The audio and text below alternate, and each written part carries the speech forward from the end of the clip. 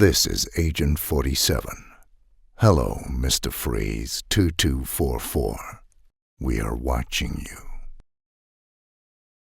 Yo, what's up guys, my name is Mr. Freeze 2244 and welcome to the Elusive Target Arcade. Specifically, this is the Deceits contract, which is containing all 5. It's going to be containing 5 Hitman 1 elusive targets, and I'm going to complete all 5 levels of Silent Assassin rating, and I'm going to be completing all with the default loadout.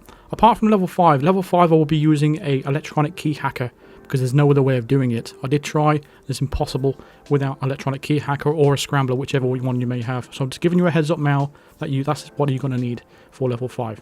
For level 1 though, the complication for this one is you're only allowed to do 1 pacification, and if you pacify more than 1, you will fail instantly. And you will be locked out for 12 hours. We're going to use the default equipment for this, and the default location, and we're going to go straight from the start. What we're going to need to do from the start is grab ourselves a crowbar. If you have a lockpick though, however, I would highly advise you to swap out the fiber wire for a lockpick. It would probably work out a lot better for you. Either way, it doesn't really matter because it's still easy regardless of what it is. And people might be asking, why are you using default loadout and not utilizing all the tools in 47's arsenal? And the answer is simple. I want to try and maximize the amount of people that I can possibly help with this particular game. So if you're using the default loadout, that means everybody can copy. But if I'm using specific items, I can only attract the players that have those specific items, you know? So I'm trying to help as maximum amount of people playing. There's a lot of new players playing the game, so yeah, that's what I'm trying to do. I could potentially revisit this in the future anyway. So as you've seen there, hopefully you've been watching the gameplay. I've come into this building here and we're creating a distraction for the bodyguard that comes outside. So he's going to investigate that sound, what you just heard. He's going to come inside the building and we're going to go ahead and knock him out. Pop, and we're going to grab his gun that he drops on the floor and drag his body up the staircase. Once you've done that, we're going to go and grab his disguise and head towards the church. That's where the elusive target's going to be. He was called the Prince originally in Sapienza in Hitman 1. I remember it being particularly tricky, but now we have 6 years of experience. We know exactly what we're doing. So there's several entryways into this church, however they're all blocked by enforcers, so the only way to get through really is to jump over this little bit of wall. He is not an enforcer, that guard there, so they're literally giving you a keyhole into the mansion, so to speak. I know this is not a mansion area, but this is a church. But we're going to make our way through the church graveyard, and it doesn't matter if you get spotted by camera. We're going to take those out a little bit later on, but just make sure you avoid all the enforcers that are around. Keep an eye out for everything, making sure the coast is clear. But we are heading down into this area here. Here's the priest from the main mission. He's going to walk past us. Don't worry about him. And the elusive target, the prince, is going to be in this area here. So what we're going to do is take out the pistol that we picked up earlier, and we're going to place it on the floor or drop it, doesn't matter. But as long as it's right there, what the idea is, the elusive target is going to see that, and he is going to tell his guard to take it away, and that gives us an opportunity to create a distraction. We're going to break open this door now with a crowbar. If you brought a lockpick, go ahead and use that. We're going to take out the evidence because the camera spotted us a little bit earlier. We're going to put on this priest disguise because it cuts down on the number of enforcers, and it gives us a little bit of an easy way out once we've taken the target out. So the idea is the prince is going to go and see this pistol. He's going to tell his guard about it. The guard is going to take it away, and that gives us an opportunity to take out the prince by himself. There we go, just as we planned. So what we're going to do with the coins now is the prince is going to come through the room. He's going to see the door is broken because we broke it open with a crowbar. If you use a lockpick, you're going to need to open the door and throw a coin inside the room. However, if you did break open the door with a crowbar, what we're going to do is wait for him to finish his reaction, place the coin right there, and he's going to come into the room and see the coin, and he's going to come into the room and investigate. What we're going to do is then take him out and then run straight to the exit because there's nowhere to hide the body in here. So do this as quickly as you can. You don't dawdle around. We're going to shoot him in the head, leave his body there, and run straight to the exit. Make sure you are putting your pistol away as you're exiting the room. You don't want to get caught there. So we're heading to the exit. There's going to be a boat exit there. Usually you'd be able to leap over this wall in the main mission. For some reason you can't do it here. I don't know why. Really odd. But nevertheless, there's going to be a boat exit here. Really quick exit after we've taken the target out. His body's not going to get discovered, at least not for another minute or so. So, just make sure you get out of there as quickly as you can. I mean, you could use a syringe if you wanted to and not worry about it, but it's up to you. At the end of the day, I'm here to but just advise you. But yeah, overall, pretty simple silent assassin for level 1. I remember when I streamed this years ago, and I remember being really struggling quite a lot with it. And here I am, several years later, doing this within 10-15 minutes. It's quite funny. But that was level 1. Moving on to level 2, we have the Identity Thief. And this is the easiest one out of all 5 levels, and I'm going to show you why. This is the default loadout. I'm going to be using this. You couldn't make this easier even if you tried anyway, because the only way to fail this really is if you take yourself out, basically, or you make a catastrophic mistake somehow. And you'll see when I get there. So from the very start, what we're going to need to do is head towards where the target actually is. He's going to be at the bar area. He's going to be talking to several people. He's going to be a Ric Flair lookalike. He's going to be strutting his stuff. But we're going to end his day and end the woos. And the way to do that is basically sabotaging a socket. So we're going to set up a trap for him. Brendan Connor. So just outside here, we're going to get prepared by selecting our coin.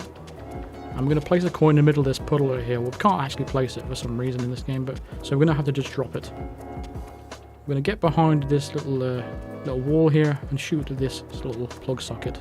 Just make sure you don't get spotted as you're shooting that. Now the whole puddle is electrified.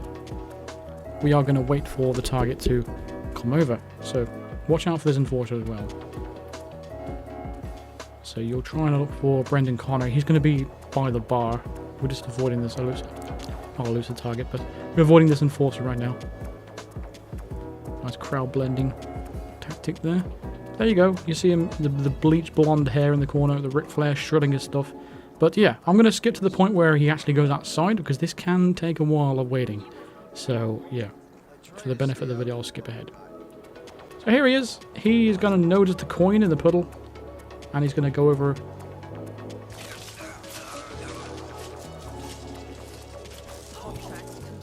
Shocking way to end.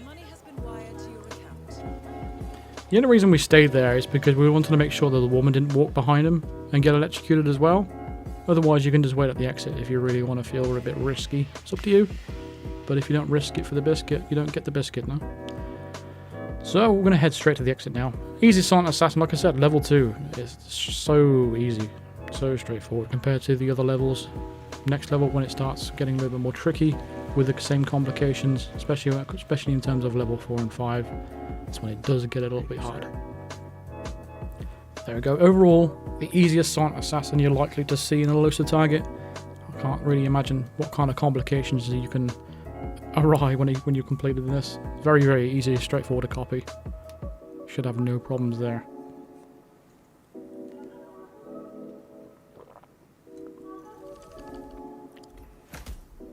There's the confirmation of the silent assassin. So moving on to level 3. So this is Etta Davis. This is going to be the Angel of Death elusive target that appeared in Hitman 1. And the complication for this is we have to make sure that all bodies are now hidden, as well as the only one pacification rule that we had previously. So with that knowledge, what we're going to do is go and get a waiter's disguise. Now, if you have the waiter start location, please use that one. This will be a lot easier for you. Just keeping that in mind. We're going to use this radio now to turn it on, and then immediately turn it off. We crouched as we did that to save some time, skip the animation. We're going to grab that wrench that was on the floor, and I'm going to wait in this area. Wait for this woman to walk past. There's going to be another woman on your right walking towards your left, and then the waiter's going to be moving towards your left as well. What we're going to do is place a coin on the floor once the woman walks past us. The waiter will see it. I'm going to select the wrench that we picked up, and we're going to knock him out with it. Then dump his body in the crate, and then grab his disguise real quick. Now we're going to head straight to the target. This disguise is a legal disguise in the school area. We're going to take full advantage of that. Stay towards the left of this. We don't want to interrupt that conversation. It's very important. But we need to get there as quick as we can to save as much time as possible. Go straight past these guards and up the pipe. So those guards down there are going to momentarily go up towards the Angel of Death, and we need to take her out and hide her body as soon as possible before they even get upstairs. But because we didn't interrupt that conversation, we have saved ourselves a little bit of time. Pull out your pistol and shoot her in the head as quick as you can. Drag her body into the nearby crate. The guards are now making their way upstairs, just be warned. You can delay them by throwing coins on the stairs if you want to, but you should have plenty of time to get out of there now. We're just going to retrace our steps. Go back the way we came. And it's a relatively straightforward silent assassin for the Angel of Death as well. It's so good revisiting these old elusive targets with your knowledge that you've built up over the years. It's child's play compared to what it was before. It's actually quite fun. There we go. Easy, quick silent assassin as well for level 3.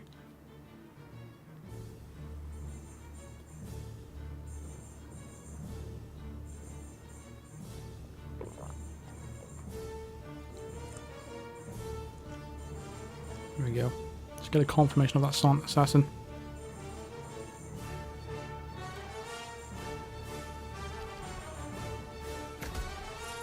There we go. So let's moving on to level 4. And level 4 we have the Fugitive again. I don't know, this is like the 4th or is it 5th time now we've had him now? But yeah, we're not going to bring any equipment because if you're not master level 20 you don't have any equipment anyway. And lethal poison would not help you in this situation. If you want to use the emetic gas device and briefcase technique, please refer to the Fugitive Elusive Target that I've done before in the past. I'll leave a link to that in the description if you want to go check that out. It'll be a lot easier and faster for you if you have those items. But because we are going for the default loadout method, it's going to be a little bit more longer and a little bit more tricky.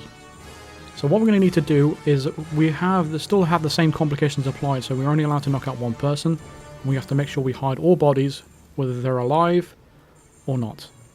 So we are going to get ourselves a nice little disguise first to help us get through the next section. And that's going to be this one here, the resort staff. That's going to help us get through the canteen area. Avoid the camera, just keep an eye on the grid on the floor. So get in the middle, and once it pans to the left, we can then circle around anti-clockwise. We are heading for the kitchen, and we have to make sure the chefs don't see us inside. So I'm going to stand in this position, watch the chef on the right. Once he comes to this position and he stops, that's when you want to enter the room and get behind cover. We're waiting for that chef there on the right to have his back to us, and then we're going to do the peekaboo technique. So that's basically letting the chef see you a little bit and waiting for it to almost peek before he spots you, and then breaking the line of sight by crouching again. And that gets him to investigate what he saw, and you won't lose a silent assassin rating. We're going to drag his body, dump him in the freezer, come into this position, and then put the disguise on to avoid getting spotted. We're going to come back over to this piece of cover over here because the chef's here. We need to get the rat poison, which is just to our right.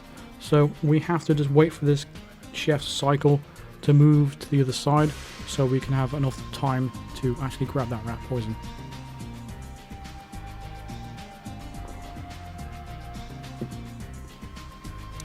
Just enjoying a nice little latte.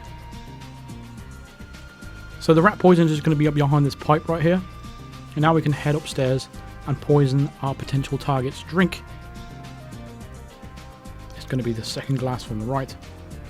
Go ahead and poison that.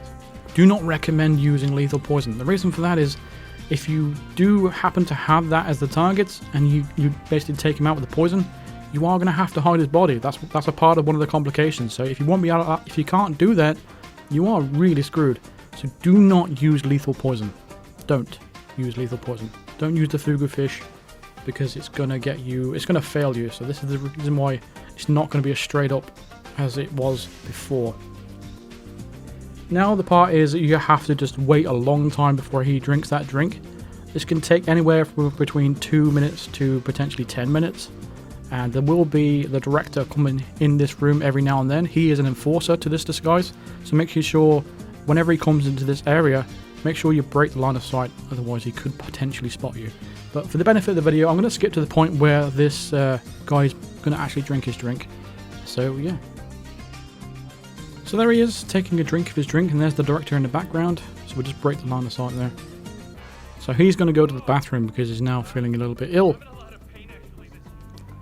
Now one thing I want to make you aware of as well, this might not be your target. So what we're about to do is drown this target, and then we're going to hide him in a closet. But if he is not your target, you have to restart and do the same thing again. It's random. It's between 3 people. But doing this but the same method, it just basically cuts down on the hassle of roaming around the hospital and trying to find out who the other person is. So you're better off just sticking to the one technique and restarting until it works, basically. That's just how the Fugitive has always worked. That's why I recommended the emetic gas and briefcase technique, to do it as quickly as possible. But you want to just basically keep restarting. You have 1 in 3 chance of getting it right. Do not knock him out either. You've already used that one opportunity, so make sure you are drowning them. So this is either going to be a target kill or a non-target kill for you. So if it's a non-target kill, just make sure you restart and just do the same thing we just did again. But once we've got the confirmation that it is the target, we're going to hide him in the closet there, and we're going to head straight to an exit. We have to make sure we are avoiding all the enforcers as well on the way there. Any potential ones like the director. And we are going to take the cable car as the exit. You can choose anyone you want to as well, but it's up to you. I always like to go for the safe exits, you know, just in case anything goes wrong. Because restarting at this point is impossible unless you dashboard. And even then, the Elusive Target Arcade at the moment is a little bit broken. People are getting fails when they haven't even failed. Hopefully they fix that at some point. But there we go. That's level 4 done. Nice silent assassin. It's easy, but the problem is that could potentially not be your target, and you'd have to restart until it is. That's the only downside to this Fugitive Elusive Target. That's why I just don't like it. I don't like random elements when it comes to a game like this, because you're coming up with strategies, and because it's random, you can't plan ahead. You know, it's a little bit frustrating. But that's level 4 done. Level 5 is the Black Hat. And if you are recorded by a camera, you have 2 minutes to get rid of the evidence. So this is one where I said to bring the electronic key hacker or a scrambler, whichever one you may have. And that is vital to get into the room where the Black Hat is. The same rules apply. We're only allowed 1 knockout. And we have to hide all bodies, whether they're knocked out or not. So for this one, I'm actually quite proud of this run, because this is a silent assassin suit only, no knockouts. And this is as clean and stealthy as you're pretty much going to get when it comes to this. Without the scrambler, there's no way of getting in that room, because you need to knock out a guard that has a key card, and there's no way to hide his body, so you're in a catch-22 situation. So you can't enter that room without a key card, and the only way to get a key card is on a guard, and if you knock him out, you can't hide his body. So it's one of them situations where you will have to bring a scrambler or a electronic key hacker, whichever one you have. So it's just annoying, really frustrating. But we're going to leap over this wall. We're now in a trespassing zone, and we're going to climb up this pipe right here. It's the quickest way to get up there on your suits, unless you start up there in the start location of the Yaga auction. Feel free to start in that location if you want to cut down on some time. Either way, you're only saving about a minute or so, but we are heading ultimately to the same location anyway. So we're going to head in straight into the attic. That's where we're going to head. And there's going to be a lot of guards in here. So this is where we're going to do a lot of stealthing and a lot of avoiding any kind of situations. Now we're going to pass through this room.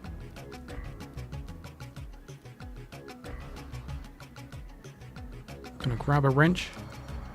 I'm not actually going to use it, but yeah, we're going to wait through in this position. Purely because I just don't like waiting behind that guard, and I feel a lot more safer in here. This guard on the right is going to move out of the way, and that's when we're going to make our move. So make your move now.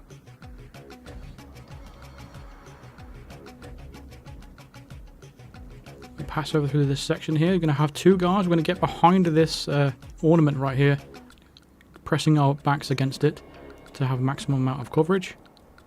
We're going to pull out our pistol, and we're going to shoot that camera out there. It may or may not distract the guard on the left. Regardless, we have to wait for the guard on the right to actually come back towards us and go past us so we can sneak towards that door over there. That's where we need to go. So once he's finished yabbering, he's going to get past us. We're going to use the cover to our advantage. Circle around him like that. This guard over here is going to move to the right area. And that gives us an opportunity to circle around the room and get towards that door. So here's our opportunity.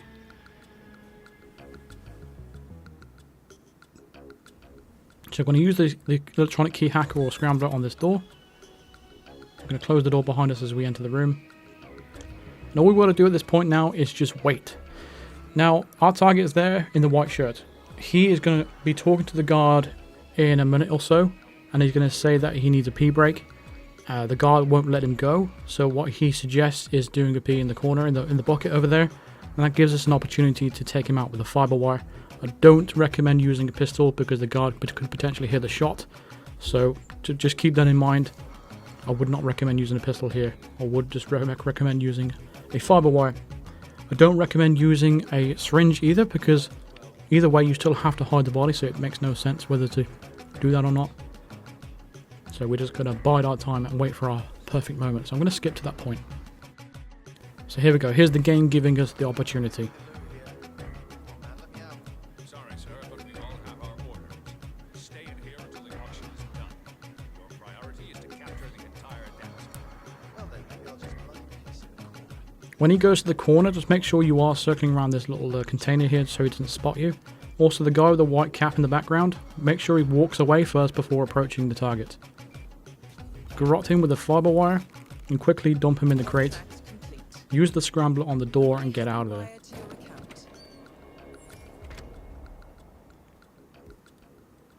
Just keep in mind the next area where these two guards' positions are. You should be in cover here, so you shouldn't have to worry too much. But now the tricky part is actually trying to use stealth to get out. We've already taken out the target, so there really is no going back now, unless you dashboard or turn your internet off. So that guard's moving away. We need to make sure this guard closest to us is looking the opposite direction. So we're waiting for him to move first before we make our move.